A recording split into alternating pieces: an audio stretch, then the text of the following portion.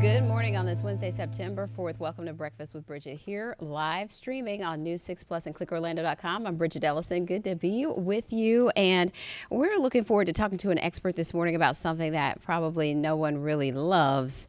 Mosquitoes. But you know what? There's plenty of them to go around in Central Florida. And unfortunately, we've been talking a lot about mosquito-borne illnesses, and that can be so serious for some people. So it's nothing to play around with. So we'll get some expert advice. We have someone standing by from Massey today to give us all the tips and tricks for what to do outside, inside, how to keep them off of you, and how to prevent them from forming in the first place. So that's coming up in a little bit. But first, we want to get you ready to head out the door. Chief Meteorologist Candace Campos is over in the Pinpoint Weather Center. And so we said today is rinse and repeat, Candace. That for the next couple days, Bridgett. Really, at the end of the day, until we get out of this kind of stagnant weather pattern, it's going to be the same story. Now, with that being said, just because it rained at your house, it rained at your house at, I don't know, 2 o'clock in the afternoon, doesn't mean it's going to rain exactly at 2 o'clock again, exactly at your house. Right. The timing, the exact location of where those sea breeze storms do kind of fluctuate a little bit. But for the most part, the overall starting out the scattered showers by about lunchtime, pushing from the coast inland into the afternoon. That's going to be the setup for the next several days. So grab your rain gear. I thought I was ahead of the game. I got there early, got relatively good parking spot, went to walk up to do pickup. Right. I forgot that I still had to walk back to the car. So then I heard nothing but, I can't believe you forgot the umbrella. It was in my car. It just in my head the moment I ran out because I was so focused on getting there on time, and I forgot the umbrella. So. Oh man, see, it even happens to the best of us. And I feel like it's just a little extra embarrassing when everyone knows what I do for a living. All right, but you got to tell them that you were right because they did ask you. They did ask you about that. Like, did you call that today? I was like, yes, I did. All right, let's talk about the weather forecast for you there, Bridgett. A warm day. We're going to see some storms developing into the afternoon. Now, it's going to be staying pretty unsettled for the next couple of days as rain chances will stay up to about a 60 to 70%. So again, with that being said, make sure you have the rain boots, the ponchos, the umbrella, or if you're one of those that just, bring on the rain, don't care how wet you get, then there you go. That's the forecast for the next couple of days. And then we are watching three different areas in the tropics. So let's go through them real quick. The good news is we had them at a moderate chance. 2 of them were actually at a moderate chance yesterday. They've all kind of backed off a little bit down to a low chance. That doesn't mean there's no chance. It's just they're not looking very impressive. We have tons of Saharan dust still. The way that they're kind of developing, the way the atmosphere is kind of stacked up right now, it's not super conducive for development, which is good. I would be so happy if I could say, ma'am, our seasonal forecast, Bridgett, was a bust. Well, all the science behind it, all the forecasts looked like it was going to be a super active year, and we didn't get anything. That would be a dream come true, by the way. Now, we still have the fat lady has not sung. We've still got plenty of innings left to this ball game. Okay, so we are still watching a tropical wave in the Central Caribbean. That is a 30% shot of development. Then in the Central Atlantic, we have a 10% chance of more development there. And by the way, it's that middle one that actually looked really impressive yesterday. It was real tight. There was almost kind of a symmetric look to it. And then it just kind of like gassed out and it was done. And then we have another one closer towards the coast of Africa that also has a low chance. Back here at home, although there are no tropical troubles technically for us, well, there's plenty of tropical moisture in place. And that's all thanks to a stationary front to our north, a breeze coming in from the south. And then on the east and west coast, we're going to see all of that moisture kind of surge in and squeeze into our atmosphere, which will produce some more rain. Clouds and rain forecast showing you by noon, a couple little hit or miss showers. Nothing too crazy. A lot of those cumulus bubble up clouds, right? And then into the afternoon by 2, 3 o'clock, right along I-4, we're going to see a lot more of those heavy downpours, almost tropical in nature, where it's not just the typical like, whoa, that's a lot of rain. It's like, whoa, this is a lot of rain and it's not moving much. They're slow moving tropical downpours that could produce, again, that concern for some flooding in some locations. And then the threat pushes out towards the west by about 6, 7 o'clock in the evening. And then as we look ahead to Thursday, same story. Couple of them bubbling up there along I-95, focused along I-4 by dismissal time, Bridget. And then we're Mm-hmm. going to continue to shift it out towards 75 by about 6. So again, after school activities could be a toss up, could get delayed depending on where you are in Central Florida. So making sure you're keeping tabs on your text messages or emails or whatever to make sure that you know where your kids are supposed to be going and where. Today's weather hazards, lightning and flooding will once again be the main threats just because of those slow moving storms. We've had so much rain in the past couple of days. Our ground is already very saturated and our grass is all very green across Central Florida, which is great. As we take you here throughout the next few hours, rain coverage for today sits about 60 to 70%. Highs in the meantime near normal, low 90s, although we'll be feeling like the triple digits at times. And then that's going to be the setup. We just need something to kind of break us out of this weather pattern because until then, it is pure rainy season in the forecast all throughout the weekend into early next week. We're even tracking a front, Bridget, that's going to make its way like to North Florida, and it has all this beautiful, lovely, dry air. And it's going to be here. It's going to be so close. Yeah, it's going to be still so far. So, I told Steve I love months that end in burr. So September, October, November, December. So I'm already starting to like look north. I mean, come on, cold fronts, but it's still September after all. So that's more of a wish casting on my part. Yes, yes, yes. I start thinking about all the fall decorations and everything, and Me too. yes. I am pretty good. I do hold and wait till October, or at least like the last weekend of September Okay. to put, because I put like, you want to hear a hack? I do Halloween and fall, right? But if I have like jack-o'-lanterns, like little cute ceramic jack-o'-lanterns, Yeah. I have them with their jack-o'-lantern faces forward, and then You turn them around. November 1st, I turn them around. That's genius. So Hadn't thought all about of a that. sudden, you go from Halloween to autumn like that. There you go. So I just don't have enough storage, and my husband doesn't let me put anything else in the garage. So Yeah. Well, I like that idea, so I'll look for some where I have that option. there you go. Okay. Yeah, that's what I do when I go to Home Goods. I'm like, it's a cute jack-o'-lantern, but what does it look on the back side? Yeah. Yes, it has to have dual purpose. Okay, I'll look for it. I'll look for Yes. it. All right. Thanks, Candace. Bye. Bye. All right, we want to check in with traffic, and Trooper Steve is standing by there, and he will be rolling out a little bit later. How's it going this morning? Oh, I just want a blanket and a pillow, and that's exactly how it's going. Yep. Yeah. Somebody needs some cafecito.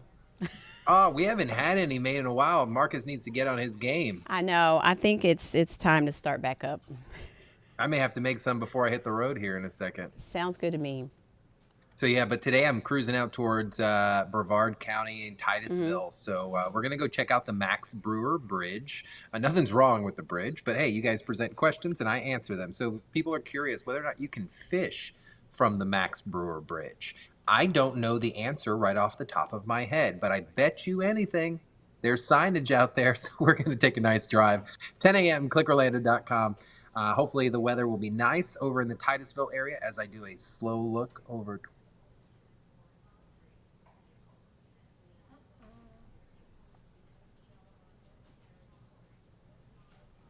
There Are you you are. back? There you are. Yeah, it like cut out. Just don't move. There Nope. you are. There you are. There you are. You're good. I'm done. You're good. Okay. All right. All right. Well, he's done. He could just come in here and tell us the rest of the traffic if he can hear me. All right. We had a crash overnight. This one's pretty serious, but thankfully no one really seriously hurt. The officer involved did have to be checked out at the hospital, but everyone's okay, but it looks worse than it is. But an OPD officer was in this crash in the middle of John Young and Old Winter Garden roads around 11 last night. And they say that the officer was on the way to help with another call when the crash occurred. And so the driver involved was not hurt. The officer checked out the hospital okay. Florida Highway Patrol is investigating that crash. And we want to tell you about a bit of a scary story, but a good Samaritan saved the day at a local Walmart. It was a frightening scene. Some of this was caught on camera. A woman was loading bags into her car when someone attacked her at knife point and attempted to throw her in her trunk. And so this happened earlier in the week outside the Walmart at South Goldenrod Road. So a bystander, again, did step in, stopped all of this, and there is a suspect under arrest. So News 6's Ezzy Castro has the breakdown of what happened. Scary surveillance video shows a man walking up to a woman loading up her bags into her car outside a Walmart. Orlando police say that man is 54-year-old Juan Perez. They say this all happened on Monday afternoon at the Walmart on South Goldenrod Road. According to OPD, Perez was threatening the victim with a knife, but then ran from the scene with her purse after someone else stepped in to try and help the victim out. And it didn't take long to find Perez. He was actually arrested yesterday after detectives were able to identify him with the help of surveillance video. He's now facing several charges, including attempted kidnapping and armed robbery with a deadly weapon. We'll keep you updated on what happens there. Now to a fake doctor story. Mark Lehman has this, but investigators say that a man has been impersonating a fake doctor, preying upon vulnerable people, and this is not the first time that he has done this, according to the detectives. Here's Mark with more. This morning, a man out on bond for posing as a doctor in Orlando is wanted for doing the same thing in St. Cloud. A search is underway for this man, Juan Carlos Munoz. He was first arrested in November after the Metropolitan Bureau of Investigation says he didn't have a license when treating patients from his office on South Orange Blossom Trail near Waterbridge Boulevard. Investigators say Munoz would target specific groups that would pay him in cash and not ask questions. During an undercover visit, a detective also found what appeared to be fake diplomas on the walls. At the time of his arrest, the Department of Health called him, quote, a direct threat to the community, especially to the elderly, Mexican culture, and undocumented farmers. After posting bond, investigators say they got a tip Munoz was still practicing medicine without a license, this time from a home in St. Cloud. We'll keep you updated on what's happening with that story. We're going to take a quick break. We'll be right back with an expert from Massey Services about all things mosquitoes. Stay with us. Welcome back. We have a live interview this morning on Breakfast with Bridgett about mosquitoes. And I don't really know anyone who loves mosquitoes, but it's definitely helping keep Massey Services in business. We have Tom and TJ Jarzinka with us, Vice President of Technical and Training at Massey Services. It's good to have you with us. Good morning. Thank you. We have been talking a lot about mosquito-borne illness, and it seems like the list keeps getting longer and longer. And so mosquitoes are really nothing to play around with if we can help it. That is true. They are, with the world getting smaller and mosquitoes being vectors of diseases, with people traveling, there's certainly a greater opportunity for the diseases to be moved from place to place, and we're experiencing that. And so have you had an increase in people calling specifically about this type of pest? Oh, it tends to be seasonal. It's when you come into the spring and summer, the mosquito activity, naturally picks up. Repeating what Candace said earlier, the months that end with a burr, we see a lot less activity, and they're drier times of the year. But as you move into the spring and summer, certainly the activity picks up. This time of year, with the natural flow of weather, with large volumes of rainfall in the afternoons, the pools of water that are breeding sources for mosquitoes certainly become more available, and there's a spike in the activity, towards the late summer and into the fall. And so when it comes to mosquitoes, there are so many different types and sizes. One of the things that's been bothering me is the no-see-ums. Can you explain some of the differences with these mosquitoes that really give us a lot of irritation? Well, there's two species of mosquitoes that we deal with mosquito in Florida primarily. They're the larger midges that folks often see. They look like mosquitoes, but they're actually not, and the midges themselves don't bite, and they don't transmit disease.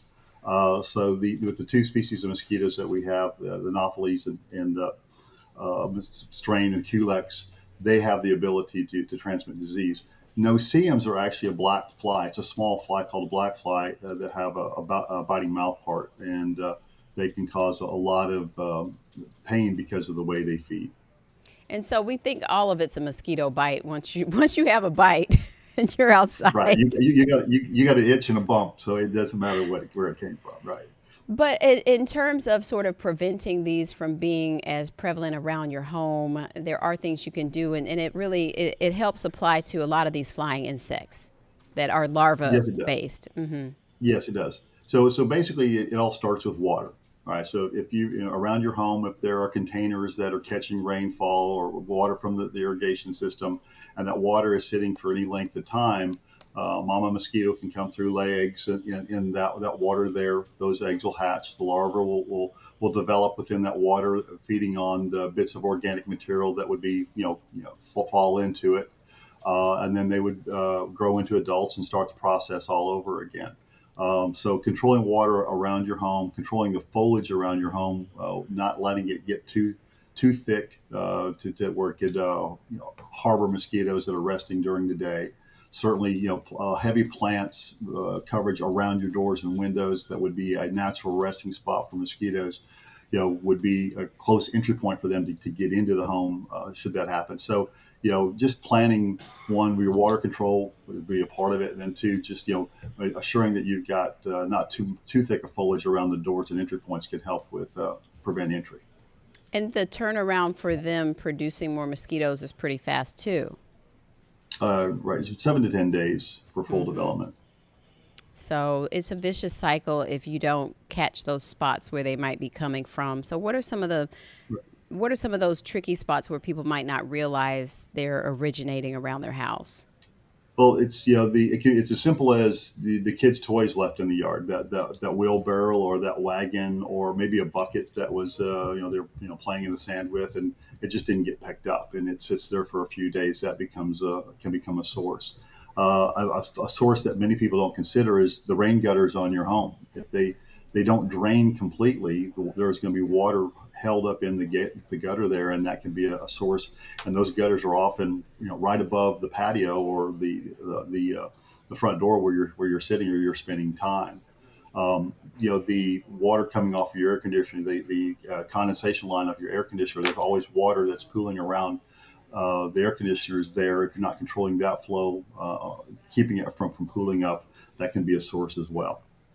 So are there some things we can do to treat sort of some of these common areas that tend to hold water, like the mosquito dunks, or maybe some sort of, chemicals or maybe non-toxic options you can put on the lawn or around, those types of pieces of equipment and things around your home? Well, certainly, one of the things you can do is, hire a professional, right? Because this is what we do, and we can come out and do an inspection of your home or the site and customize a program, for your home, because every site is different and the needs would be different. In terms of the over-the-counter products, the dunks and other tools that are out there are going to affect the larva. They're going to be growth regulators and typically low toxicity type products that are working in the water there would help larvae from developing. And you could utilize those, but you want to be careful, to ensure that you're using them correctly, because it's very easy to overuse or underuse those products if you're not following the label directions there. In terms of the natural products, the majority of the products that folks are deeming natural are made from plant oils. And plant oils themselves are not going to be effective in terms of treating water and water sources. They can help in terms of serving as a repellent to keep the mosquitoes from coming to you, or through candles, mist, and other ways to help prevent them from or deter them from coming to the patio or the area that you're utilizing on the outside. Okay, so the citronella, eucalyptus, things like that do tend to like ward them off some? There's some efficacy there, yes. And so what about when they get inside the home? Because sometimes you have high traffic, lots of in and out, and we don't have a lot of screen doors typically on homes around Central Florida, so it's easy for things to fly right in. Right, and when the mosquitoes and other flying insects make their way into the house, I'm not a big proponent of spraying anything around the house. You really want to try to limit the amount of chemistry that you're introducing to the home. A vacuum, just a little dust buster or a vacuum with a hose. You go through, you can suck them up, and remove them. I turn my grandchildren loose. They've got two little gun-shaped vacuums that they go through, and they can, capture bugs around my house, and we have a little fun with it that way. So I think physically removing the insect is the best option when it comes to dealing with them inside. Yeah, I had a lot of fun one summer with those sort of like electric rackets for when all the flies came in after a cookout. So it can be entertaining Absolutely. somewhat. It's better to do that than to have them feast on you while you're sleeping that night. What about people? Because we talk about how some people just seem to attract the bugs. What's that about? Body chemistry. When you think about the insects and nature has wired them to look for certain things. So when we're here breathing, all right, we're letting off chemistries, CO2, octanols in our breath. Your body is producing scents, and the animals, the insects that are out there are looking for those scents, and they're using their antenna to guide them to where you are. So, and some people, everybody's body chemistry is a little bit different. And so some people are more attractive to mosquitoes and biting insects than others. And then the other side of it is some people are more sensitive to the bites than other people are. All right. Okay. So my father swore he was never bit by a mosquito. Well, odds are he was bit by mosquitoes. He just didn't get the bumps. My grandson on the other side walks outside and immediately turns into a toad because everything bites him and he swells up. It's just a matter of how you're built. I just wondered, and many people wonder, if it's a blood type thing or a blood sugar thing or an alkaline versus acidic thing. Do you have any theories on that, or is there any evidence to support it? The only, like I said earlier, probably the only things that I can really point to is the CO2 release, the presence of octanol, and then other body scents. That the research that I'm involved with always points to those characteristics. So I wouldn't be aware of anything else. All right. So we will do our best to keep the mosquitoes out of the house and from reproducing. And so if someone from Massey or another pest control comes out, what would they typically do to sort of help mitigate all of that if you're having a problem? Well, the first thing we do is do an inspection of the site, and in the course of doing that, provide guidance on what can be done to control where water is collecting. Okay, whether it's filling low spots or screening gutters or cleaning debris from gutters that's causing blockages. Identifying the buckets and the other elements in the yard that might be containing capturing water and being a source there. And then from there, we could, the option would be to go through and do growth regulator type applications in places that couldn't be remediated. You'll see the use of backpack type sprayers where applications are made to foliage around the home where the mosquitoes would be resting during the day. And if the products used there would help to eliminate the adults and keep them from reproducing and from biting. And then there's other systems that come into play with traps using ultraviolet light and scents to attract the mosquitoes and then capture them, reducing the population with the use of electronic traps. And then finally, there's repellent systems that can be installed around the home that actually release low volumes of specialized chemistry that has no impact on non-target insects, but actually repels mosquitoes away from people. So it's countering your attractiveness by putting out other chemistries. All right. Good information to know, so we can keep up the fight there. TJ, thanks for joining us once again, and take care. We'll hope to see you again soon. Good deal. Thank you very much. Thank you. Bye-bye. So we were asking people about dogs living longer. There's some studies being done with an experimental drug, sort of like a diet pill for dogs. And apparently it could help slow the aging process in dogs and help them live longer. And so they're saying if it's given daily, it helps prevent insulin resistance. It aids in managing their fats and artery clogging, lipids in the bloodstream. But they're not sure exactly how much extension it adds to a dog's life. But the studies continue, so they're testing it out on large dogs that are 10 years old or older. So they're looking for more dogs for the study. So you might check into that. Meantime, we wanted to know what you thought about this. And so we have a poll up on clickorlando.com/react. And so far, 58% of you say yes, you would pay for medication to help your dog live longer. So that's no surprise. But if you'd like to weigh in, just head on over there to clickorlando.com/react and let us know what you think. I think the next question should be, how much would you pay for that pill? But that's going to do it for us this morning for breakfast. I'll see you at noon, and I'll see you back here tomorrow morning for more breakfast at 7:30 right here on News 6 Plus. Take care.